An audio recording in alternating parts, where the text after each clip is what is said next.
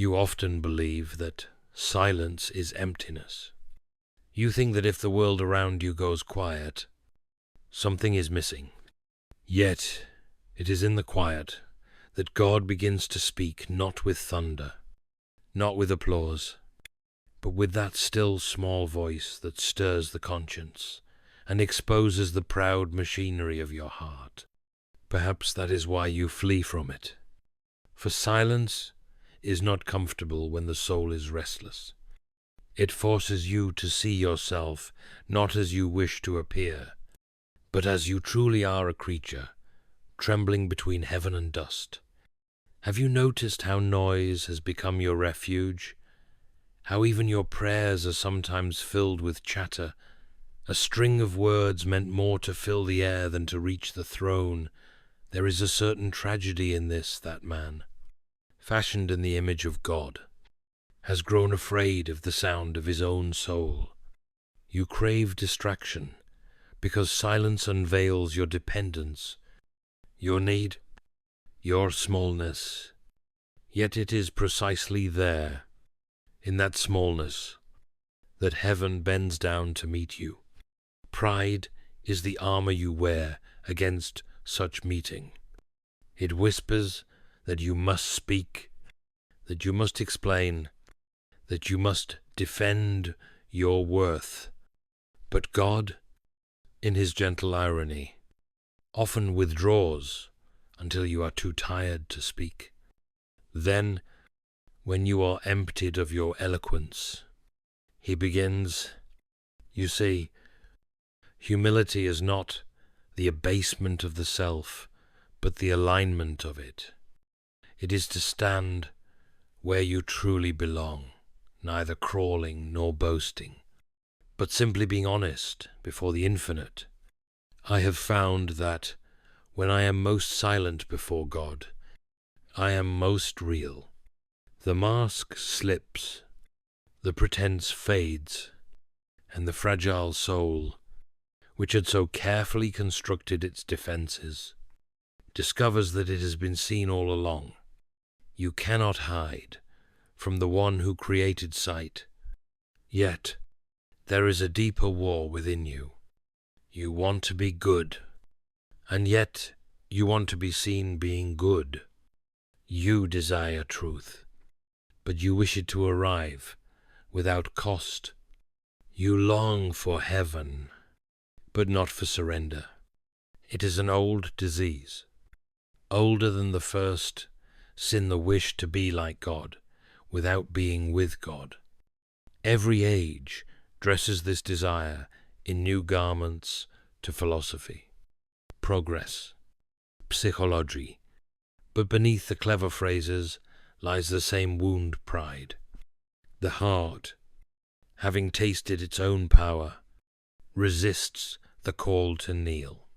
It argues that silence is passivity, that humility is weakness, that devotion is outdated. Yet have you not noticed that those who boast most of self-sufficiency are often the most enslaved to the opinion of others? The world praises noise because it is afraid of meaning. For in the presence of meaning, all falsehood must fall silent. When Christ stood before Pilate, the silence of God was not absence but answer. There are moments when truth no longer argues, it simply is. The modern man, armed with his cleverness, demands a debate with God. Yet the divine reply is often a mirror rather than a word.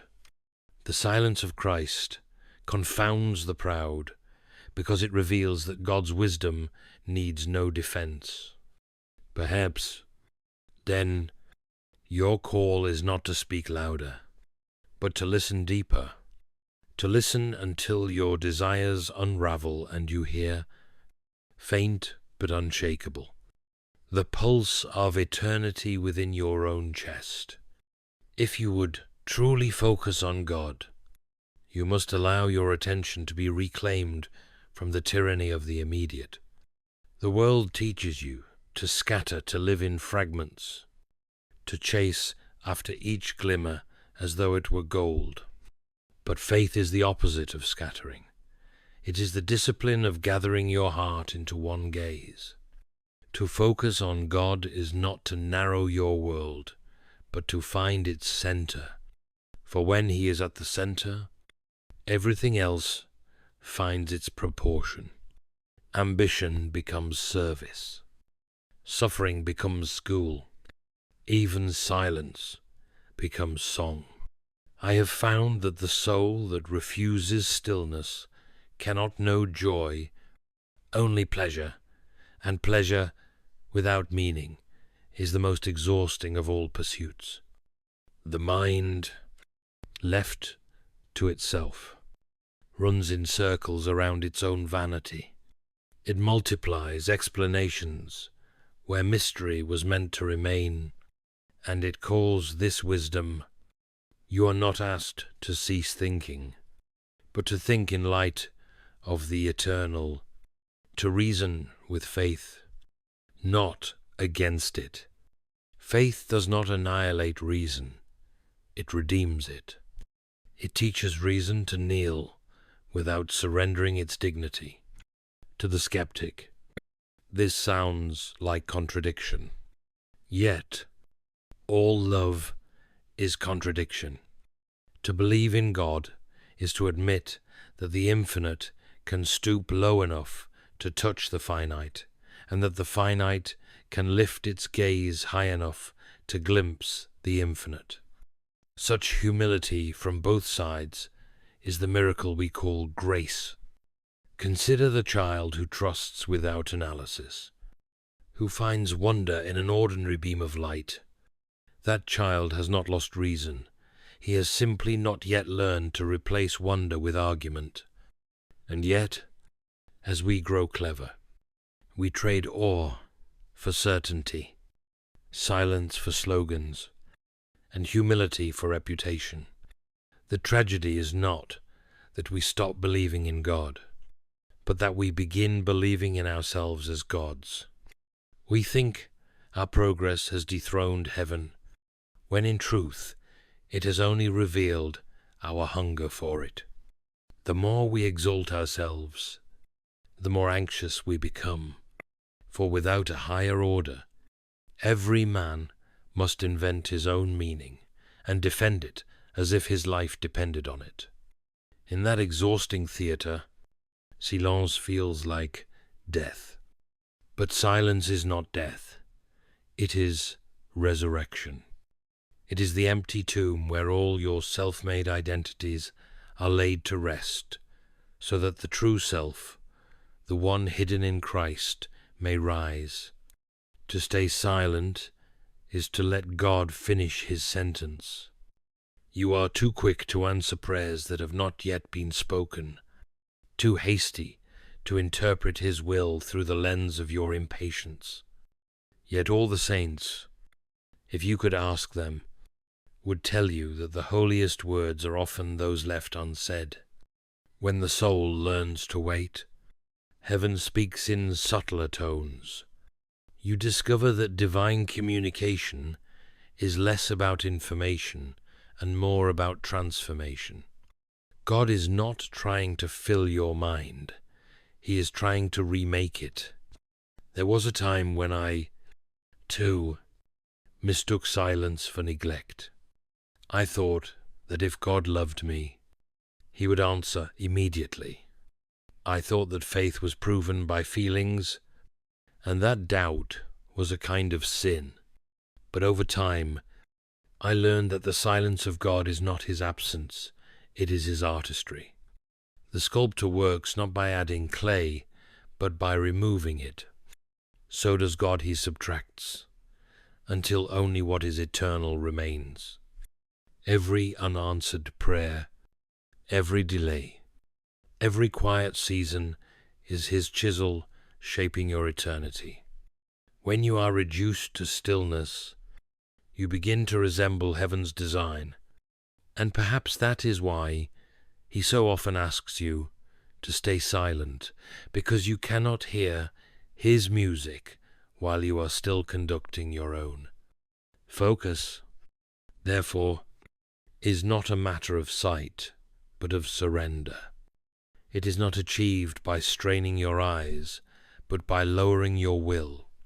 To focus on God is to stop asking Him to enter your story, and instead ask to be written into His.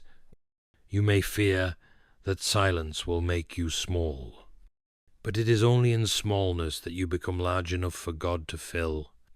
The soul must shrink from pride as the lungs shrink before they can draw breath. You are not asked to vanish, but to align, to become a vessel, not the source.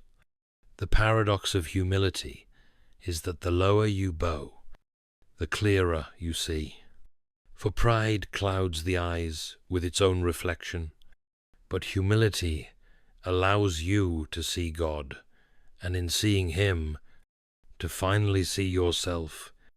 You are never more yourself than when you forget yourself in the presence of God. The self that constantly insists on being heard, justified, and admired is not the real self.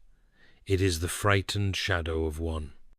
It clings to noise because silence exposes its fragility. But when you allow silence to strip that false self bare, you begin to encounter something infinitely more solid, more alive, and more eternal. In that stillness, you discover that your identity was never something you had to invent. It was always something you were meant to receive. This is why humility is not humiliation. It is simply truth, truth about what you are and what He is. Pride blinds you by inflating illusions. Humility opened your eyes to the glory that was always there. When you kneel, it is not defeat, but alignment. It is the proper posture of the created before the Creator, the finite before the infinite, the loved before love himself. Perhaps this is the lesson modern man has forgotten. You fill your days with screens and slogans, mistaking motion for meaning. You scroll, on you speak. If you perform but rarely, do you stop?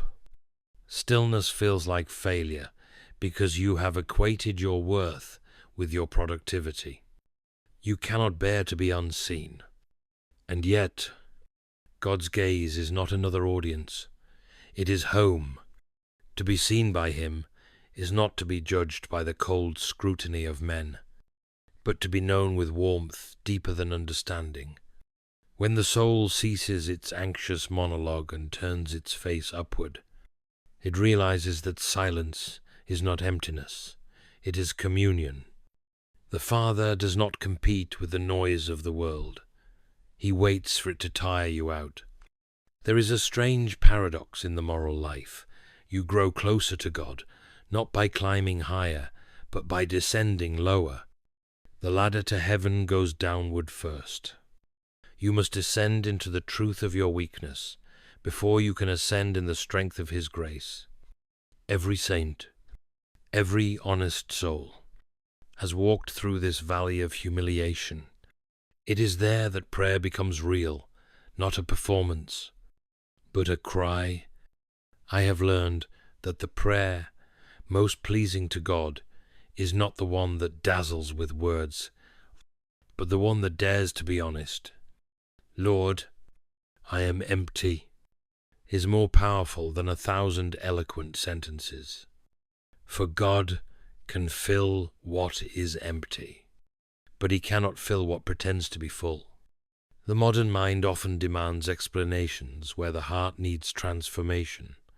You ask for reasons before you are ready for revelation. You want to understand before you will obey. But the truth is that you come to understand only after you obey. Light follows faith, not the other way around. The man who insists on complete knowledge before trust will never trust at all. The universe, you see, was not designed to satisfy curiosity, but to cultivate worship.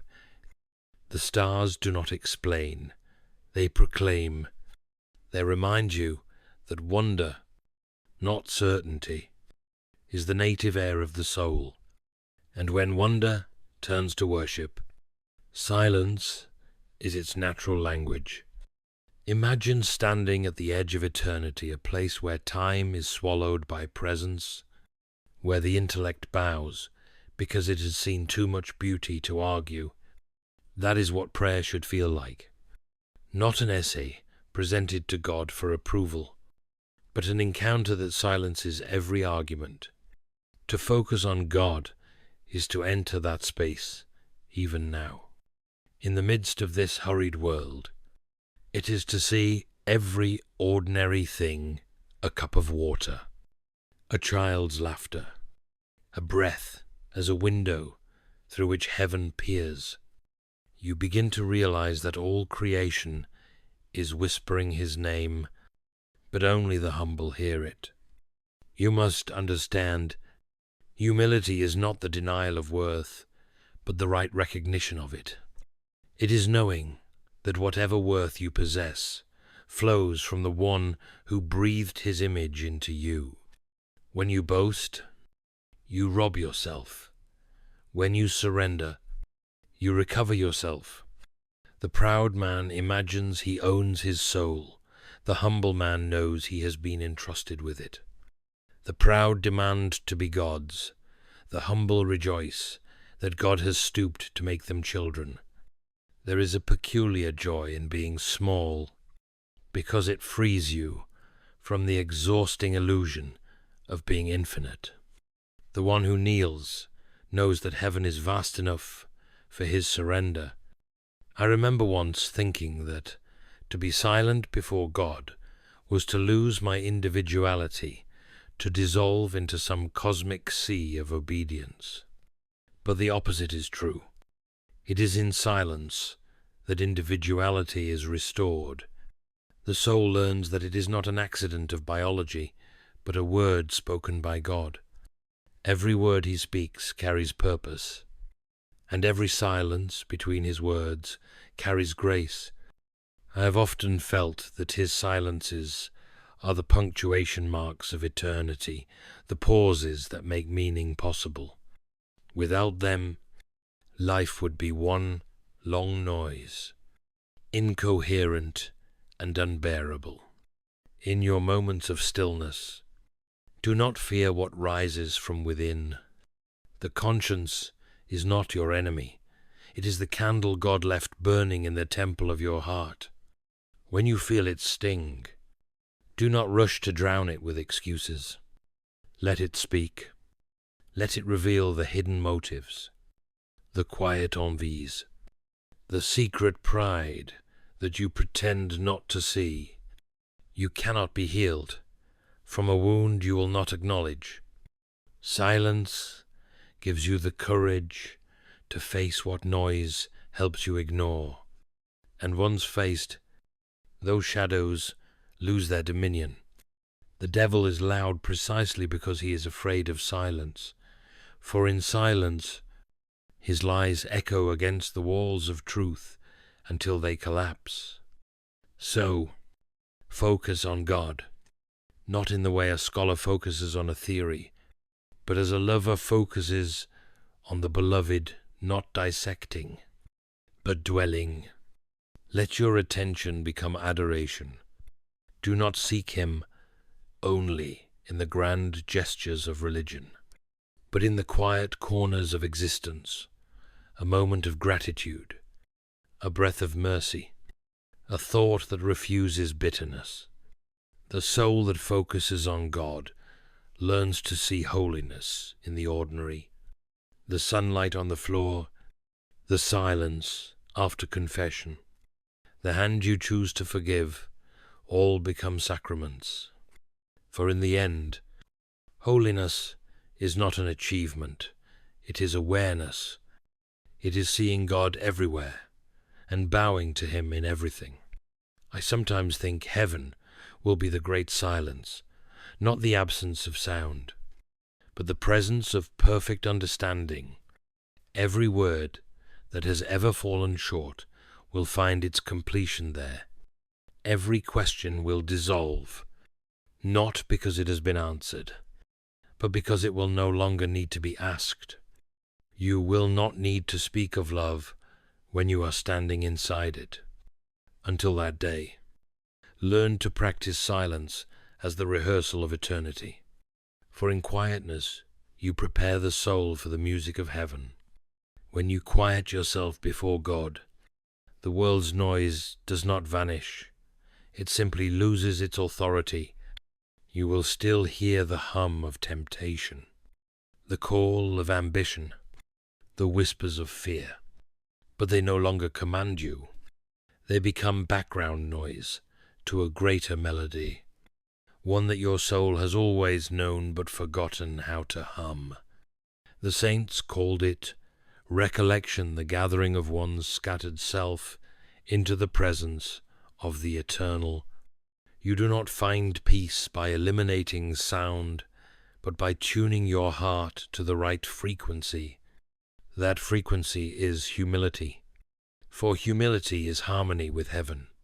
Pride, on the other hand, is dissonance, the soul playing its own tune and calling it divine. The universe is vast, and yet the humble heart, though small, is the only instrument through which it can truly be heard. You often confuse silence with uselessness. Yet silence is not the end of action, it is its foundation. The tree grows silently. The sun rises without applause. Even the resurrection began in stillness before the stone was rolled away. God's greatest works are born not in noise, but in quiet necessity. If you would cooperate with Him, you must learn this rhythm first, the silence of surrender. Then the sound of obedience. You cannot speak with the authority of heaven until you have listened to it. Christ Himself withdrew to lonely places to pray, not because He lacked courage to speak, but because He knew that power without communion becomes corruption. When you speak too soon, your words outpace your wisdom. They become sparks that burn, rather than lamps that light. Have you not seen how, even in your smallest arguments, silence could have been your greatest strength? The one who must always have the last word often loses, the first the word that comes from God. There is a holy dignity and restraint in holding the tongue when the heart is still unsteady. To stay silent is not cowardice, it is reverence. For truth needs no defense from panic. It has eternity for its advocate. Focus, then, not merely on the image of God, but on His presence within your very breath. You will not find Him in the competition of voices, but in the quiet acknowledgement that all breath belongs to Him. The act of humility is not a single event, but a continual bowing, a turning of the soul's face toward the light. Again and again. It is difficult, for you will often find that just when you think you have humbled yourself, pride takes pride in that very humility. But do not despair. God loves even your clumsy attempts at surrender. A child's drawing, offered with love, pleases a father more than the most perfect art produced for self-glory. Your efforts at humility, however awkward, are received by Him as worship. You may ask, how can I focus on God in a world so full of distractions, so demanding, so loud? The answer, I think, lies not in escaping the world, but in sanctifying it through attention. You do not need a monastery to find God, only a moment of honesty, whether washing dishes or enduring grief. The soul can whisper, You are here. That whisper, uttered with sincerity, transforms the ordinary into sacrament. You need not feel holy to be near him. Holiness begins in acknowledgement, not emotion. When you look for him with the eyes of the heart, every task becomes a form of prayer. I remember the first time I realized that silence itself could be worship. I had been praying as if my words could persuade God to care, as if he needed reminders. Then, one night, I ran out of words completely. I sat in the darkness, embarrassed at my emptiness. But slowly I realized the silence was not empty at all. It was full dense, with presence. My failure to speak had become his invitation to listen. Since then, I have understood that prayer is not only saying something to God, but allowing God to say something within you. Sometimes he answers, not in speech, but in being. The silence itself is the answer. What you call waiting is often God's greatest act of mercy, for in waiting, the soul grows capacity. You ask for light, and he delays not because he withholds it, but because your eyes are not yet ready to bear it. The divine delay is preparation, not punishment. When the heart is finally quiet, it can receive what noise would have scattered. Think of the seed buried in darkness, forgotten by the world. It appears lifeless, but in that silence, it breaks open. Your seasons of silence are like that. Do not fear them. They are not endings, but beginnings disguised as stillness. In every generation, people imagine that God has grown silent, yet perhaps it is not he who has stopped speaking, but we who have stopped listening. The volume of our pride has drowned out his whisper.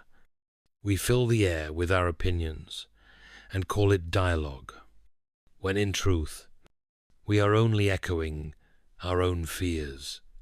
True listening requires humility, the willingness to be wrong, to be changed, to let truth reshape you instead of defending your version of it. This is why silence is so difficult. It threatens your illusion of control. To listen deeply is to surrender the right to remain the same. Even so, there is comfort in this surrender. The God who speaks in silence does not humiliate, he heals. His voice is not thunder to terrify, but wind to refine. When he speaks, it is not to crush the proud, but to invite them home. Every silence from him is a doorway into something deeper, a holiness that cannot be captured in language. The soul that endures the quiet long enough begins to hear not just God, but life itself singing his praise. The birds, the wind, the breathing of the world all become liturgy. You realize then that heaven has never stopped speaking. It is your attention that has been scattered. To focus on God is therefore to gather yourself, your fears, your wounds, your desires, and lay them at his feet in wordless trust. You need not polish your offering. God prefers the unpolished heart to the rehearsed performance. When you humble yourself, you become transparent, and through that transparency, grace shines. The proud soul reflects only itself. The humble one reflects God. Then let us finish what began in the stillness, this long pilgrimage of the heart back to its Maker. You must understand that silence is not merely the absence of speech, it is the posture of eternity. Every soul that has ever truly loved God has passed through it. There comes a moment when words fail, when the intellect bows, when the soul can no longer describe what it knows, but can only be what it believes. That is the moment when humility becomes union. You see, to be humble before God is not to think less of yourself, it is to forget yourself entirely in the vastness of His love. Pride keeps you forever measuring, comparing, performing. Humility simply is. It rests, it trusts, it adores. When you stay silent before God, you stop trying to prove and start learning to belong. It is a strange discovery that in surrender you find freedom. The world has trained you to equate control with safety, yet all the while it is control that keeps you enslaved. When you release your grip on outcomes, on reputation, and understanding, you do not fall into chaos, you fall into God. The soul that finally lets go of its frantic striving discovers it has landed not in emptiness, but in peace. Every act of true humility is an act of faith, for it declares that you trust God to be good, even when you cannot explain Him. That is the great paradox of worship. The less you insist on understanding, the more you begin to see. Perhaps this is why Christ came not as a conqueror, but as a carpenter. His silence before accusers was not weakness.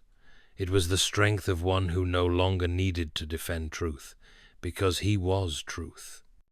In His humility, we find the pattern for our own, the refusal to fight for a crown that has already been promised.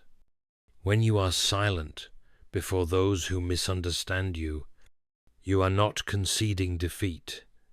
You are imitating your Saviour. For heaven's justice does not shout. It endures. It trusts the Father's timing. The Son of God's silence on the cross thundered louder than all the armies of men. And so, when you humble yourself, you too join in that holy paradox, conquering not by power, but by peace. If you listen closely in that silence, you will hear something astonishing, not the voice of condemnation, but the whisper of affection. God does not scold the silent heart. He comforts it. He bends low to the one who bows low. The proud live in perpetual noise, because they cannot bear to hear how much they are loved. Love demands humility to be believed. And yet, love is the very air of heaven. The more you yield to it, the freer you become. I know this now from experience. When I tried to master faith through argument, I grew weary when I learned to receive it like a beggar. I was filled. God does not meet you on the heights of your intellect, but in the valley of your surrender. There is a kind of laughter in God's mercy, a divine humor that humbles without humiliating. He lets you think you are guiding your life until you finally realize you have been led all along.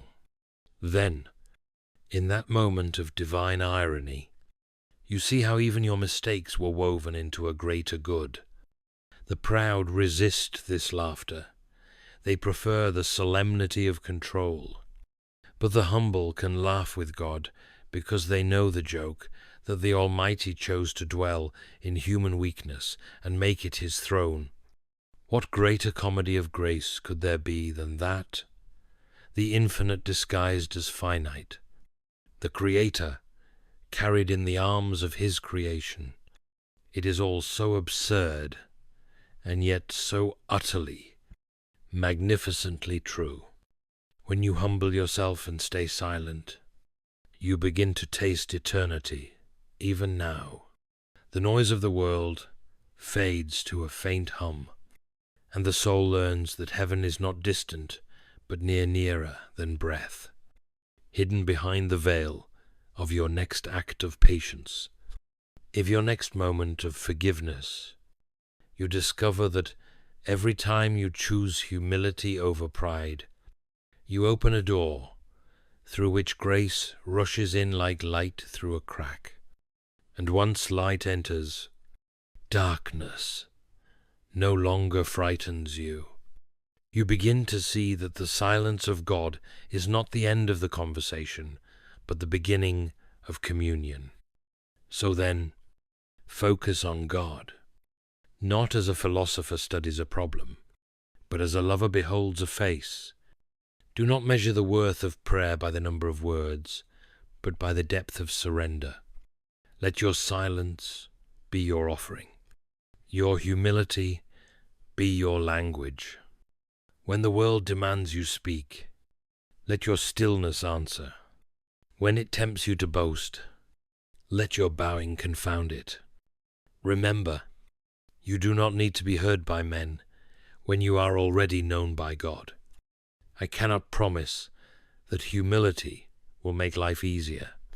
In truth, it will make it harder for the proud or spared the pain of seeing themselves. But what humility grants is infinitely better. It makes you real. And once you are real before God, nothing false can hold you. You will suffer. Yes, but you will suffer as one who belongs to eternity, not as one abandoned in time. And even your tears will begin to sound like praise. For the one who has been silent before God learns that every sorrow is but a syllable in the great poem of redemption. In the end, the secret of peace is terrifyingly simple. Stop speaking long enough to hear the truth that has been waiting beneath all your words. That truth is Christ, the myth that became fact, the word that became silence, to the God who became man, so that man might learn again to be still and know. It is in him, and through him, and for him that your restless soul will finally rest. And so, my friend, when the noise of the world grows unbearable, when your prayers seem to fall into the void, do not despair. Be still, stay silent, humble yourself under the mighty hand of God, and in due time he will lift you up. The silence you fear is the threshold of his presence. Step into it. Listen. The voice you are waiting for has been speaking all along, not in thunder or fire, but in the quiet assurance that you are loved, holy and forever. For one day, all words will cease. Every argument, every sermon, every plea will fall silent before the face of love. And in that holy hush, you will understand at last that silence was never emptiness. It was always God, waiting